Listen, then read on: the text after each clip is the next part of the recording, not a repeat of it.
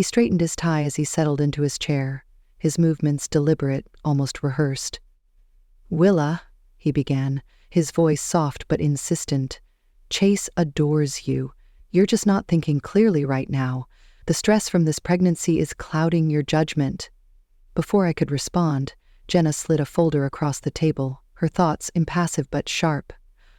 "Her thoughts are quite clear," she said, cutting through the tension like a knife. "You, Chase, and Maureen are all under cease and desist orders."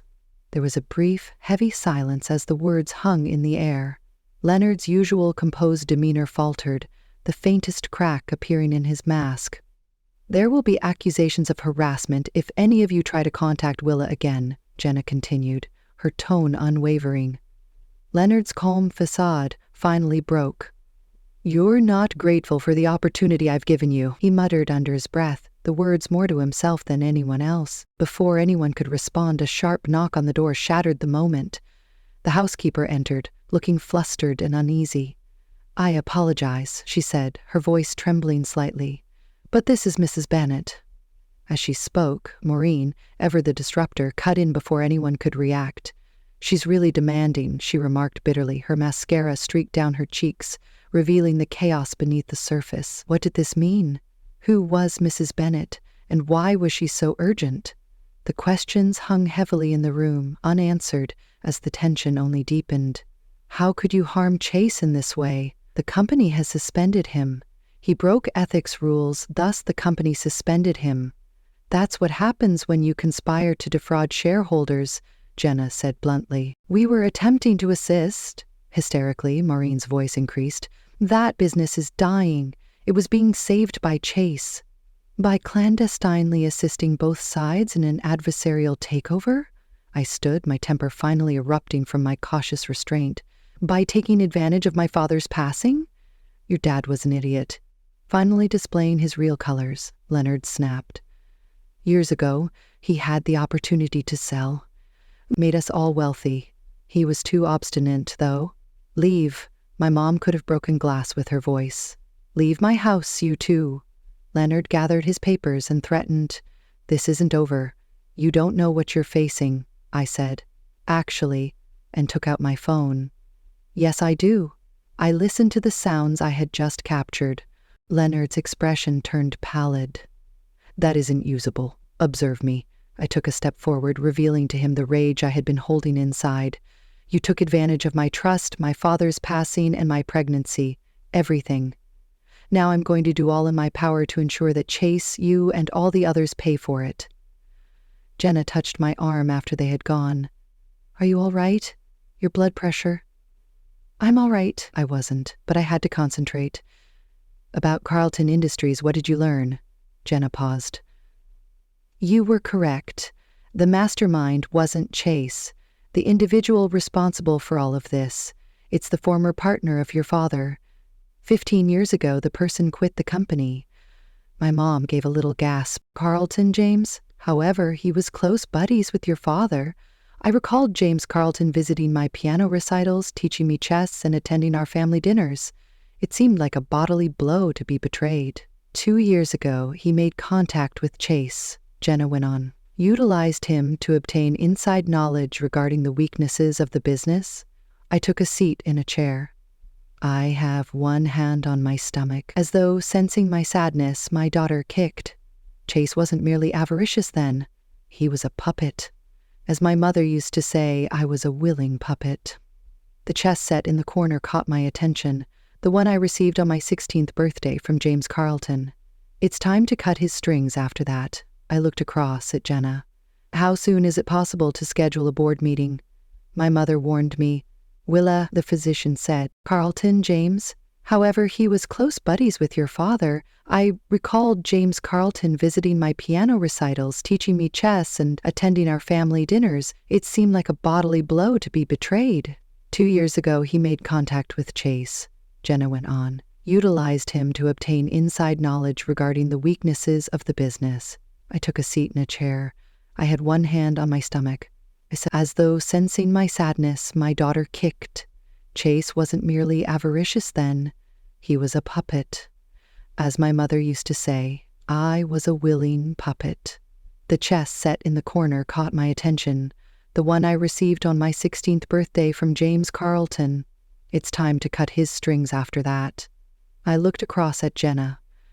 How soon is it possible to schedule a board meeting? My mother warned me, Willa, the physician said. The forecasts for the market are influenced. I paused and handed each board member a packet, similar to the stock price of the company for the previous 6 months. There was silence in the room. Chase's face lost its hue. James's smile tightened as he replied, "That's a serious accusation." "It is not a charge." Jenna unlocked her laptop after I gave her a nod. "It is proof." My father had a suspicion that the stock was being intentionally depressed. He hired investigators before he passed away for this reason. Chase jerked to his feet. "This is absurd. Willa's hormones during pregnancy." "Chase, take a seat." The first breach in James's facade appeared when he snapped. "Harper, Mrs. V's files document these conspiracy theories." I went on. "This includes the shell corporations you have been using to purchase shares, the offshore accounts, and your secret meetings with Chase." The entrance to the boardroom opened. 2 SEC agents entered after my mother. "What is this?" James made a demand. "This is what happens when you underestimate a pregnant woman with insomnia and access to her father's files," I remarked, standing despite my shaky legs. The events that followed appeared to unfold slowly. After Jenna's laptop, James rushed for it. Chase yelled that he was being set up. The SEC officers advanced. Then I felt a sharp, terrible agony shoot through my abdomen. "Willa." The voice of my mother sounded distant. With spots dancing in my vision, I held onto the table. "The infant." Everything became hazy. I dimly remembered Jenna calling for an ambulance, hearing voices shouting and being placed into a chair. "You are to blame for this." Chase said something that I heard. "Unless you pushed this, I'm to blame." My voice trembled from the anguish, but it was strengthened by the rage. "Everything was betrayed by you. Our union, my dad's confidence, the future of our daughter. For us, I did it." At last, Chase's mask broke completely. James assured me of control over the combined business and a partnership. Everything could have been ours. Everything but honesty. Another pain hit me, and I gasped. The slick voice of James Carlton broke through the confusion. "Clearly, this meeting is ended. Given Mrs. Harper's state, the meeting goes on. My mom made a statement. They have what the SEC needs. Additionally, Willa has granted me proxy powers in case of an emergency."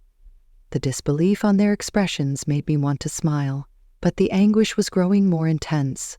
When the paramedics arrived, I was hardly able to concentrate long enough to respond to their questions. Jenna squeezed my hand and whispered, "The baby will be fine. However, you must now let us deal with this." I got one more look at the boardroom as they rolled me out. Chase's goals were falling apart as he remained motionless and watched me go. Already in handcuffs, James Carlton's grandfatherly demeanor had given way to icy rage. With her back straight as steel, my mother sat in my father's chair and confronted the guys who had attempted to take our family's history. Between waves of agony and terror in the ambulance, I reflected on my father, integrity and legacy, and what matters most when everything else fails. "You have too much blood pressure," said the paramedics. "Keep your cool, remain composed."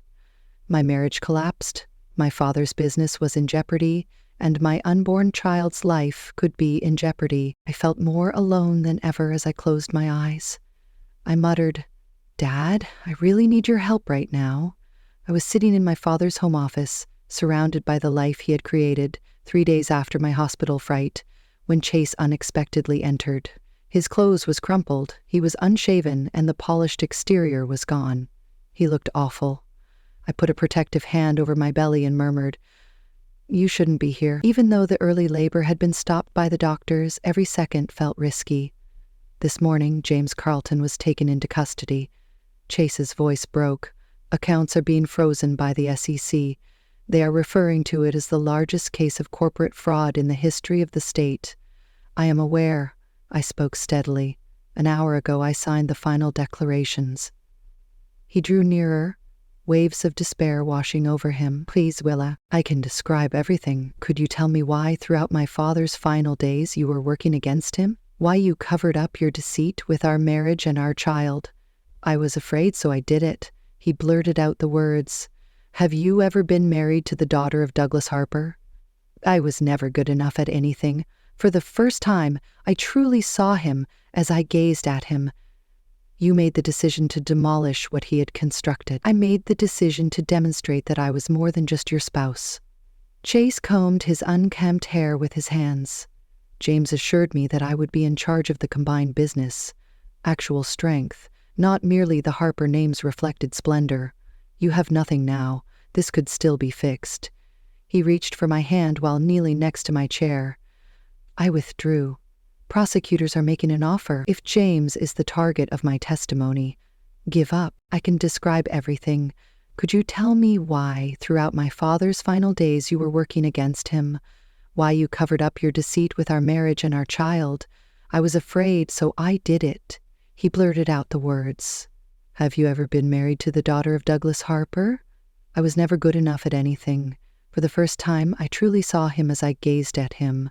"You made the decision to demolish what he had constructed. I made the decision to demonstrate that I was more than just your spouse." Chase combed his unkempt hair with his hands. "James assured me that I would be in charge of the combined business. Actual strength, not merely the Harper name's reflected splendor. You have nothing now. This could still be fixed."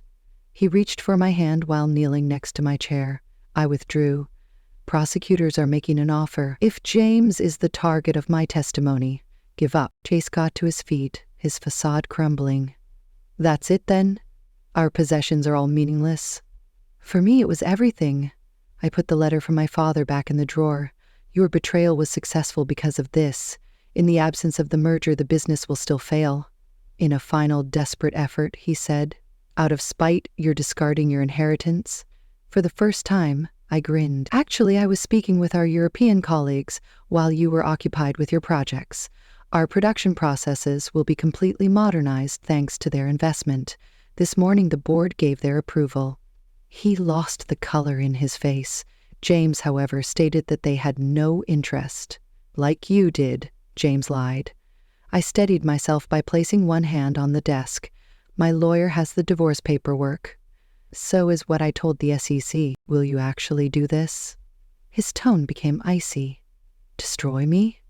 Your child's father?" "Chase, no. You ruined yourself." I turned around after walking to the door. "You also received a note from my father. The envelope contains it." He opened it with shaking hands and read the single line while I waited. "I offered you the option to choose honesty. You made the greedy decision." Chase's meticulously planned world came crashing down around him as he crumpled the paper. "Hold on, Willow. Chase, goodbye." My mother and Jenna were waiting in the hallway as I entered. "The living room is where the SEC agents are. They will want to discuss those offshore accounts with you." The house where I had grown up, fallen in love, and finally learned to stand on my own was filled with the sound of Chase yelling my name as we were leaving. "Are you all right?" my mom asked quietly. I felt my daughter kick, powerful and resolute like her papa, and I caressed my stomach. "I'll be. Both of us will be." 6 months later, I was holding my newborn daughter in my father's office, which is now my office, as I watched the computerized display of Harper Industries' stock price rise. The corporation was stronger than ever, and the European alliance had surpassed everyone's expectations. My thoughts were interrupted by a knock on the door. After saying that the board meeting will begin in 10 minutes, Jenna grinned at the infant. "What's up with little Douglas? She likes Dougie better." I made the correction and moved my daughter. She's also assisting me with the quarterly report review. My attention was drawn to a brief headline regarding Chase sentencing in the newspaper on my desk. He was sentenced to 3 years instead of 5 after testifying against James Carlton. His parents left a trail of unpaid bills and strained relationships behind when they moved to Florida. "Did you read his letter?" When Jenna saw me examining the article, she inquired. I gestured to my desk's unopened mail. Chase's once familiar penmanship now had a weird appearance. "It's preferable not to say certain things." Perfectly attired for her position as interim CEO, my mother emerged from the doorway. "Are you ready? Your final consent is required for the modernization plan." A picture slipped out of my father's old diary as I was gathering my belongings. Dad and I were both grinning at my first piano recital. Success isn't about winning, Willa, as he writes behind it. It all comes down to determining what is worth fighting for, my mother said quietly. He would be proud of how you did it, not just of saving the company. I added, understanding finally sinking in. Without retaliation, he wanted me to understand that. Anything can be destroyed by anyone. The true victory is creating something better. The boardroom had changed appearance. Old and new faces coexisted, and the business changed while maintaining its basic principles. With Dougie soundly dozing in her carrier next to me, I sat down and reflected about cycles of betrayal and redemption, of endings and beginnings. I addressed the board and said, I want to announce a new initiative before we start. The Douglas Harper Foundation for Ethics in Business is being established. Full scholarships are awarded to students that exhibit honesty and creativity. I saw understanding in the eyes of the younger board members and approval in the eyes of the elder ones. By generating opportunities for something greater rather than tearing people down, this is how you leave a legacy. Tucked away in his old desk calendar, I discovered another message from my father after the meeting. Making the decision of what kind of person you want to be when you reach success is more difficult than actually attaining it, Maureen texted me and my phone chimed. About the baby? Chase inquires. Just one picture, please. Without replying, I removed it. Some bridges remain burned, not because they are hateful, but because it is better for us to create new ones. M.S. Harper. My helper showed up. This is a training session for the new production line supervisors. Additionally, your mom mentioned taking piano lessons when Dougie gets older. I grinned as I recalled my father's patience with me as I learned every note on Sunday afternoons spent at the piano. Make time for both. Additionally, include ethical seminars every week for managers at all levels. As I drove home with Dougie that evening, I passed the house where Chase and I had once lived. A place that held so many memories, both good and painful. Much like how I had transformed my father's business, aligning it with his principles, while also preparing it for the future, new owners had come in. They painted the walls, planted vibrant flowers, and made the house something different. Something that no longer held the same meaning for me. At a red light, I opened Chase's letter. My heart tensed as I unfolded the paper, knowing it was a moment I'd been dreading. But when I read the single line inside, my breath caught. I apologize for my poor decision. I watched the words slip through my fingers as the wind whisked the letter out of my hand and into the evening sky, where it disappeared like a lost memory. Dougie stirred beside me, her tiny hand surprisingly firm around my finger. Little one, are you ready to go home? I whispered, my voice thick with emotion. As I thought about the piano waiting for us in our new home, the Sunday afternoons we'd spent there, and the lessons of integrity that we couldn't just speak but had to live, I felt a sense of peace settling in. We weren't forgetting the past, but we were leaving it behind, transforming it into something far more valuable than the bitterness of revenge. It had made us stronger, wiser, and more capable of embracing what truly mattered. As the light turned green, I drove forward. The future was calling, and we were walking into it, hand in hand. To find out what happens next, don't forget to subscribe to SoraBook. More captivating stories filled with unexpected twists await you in the next video.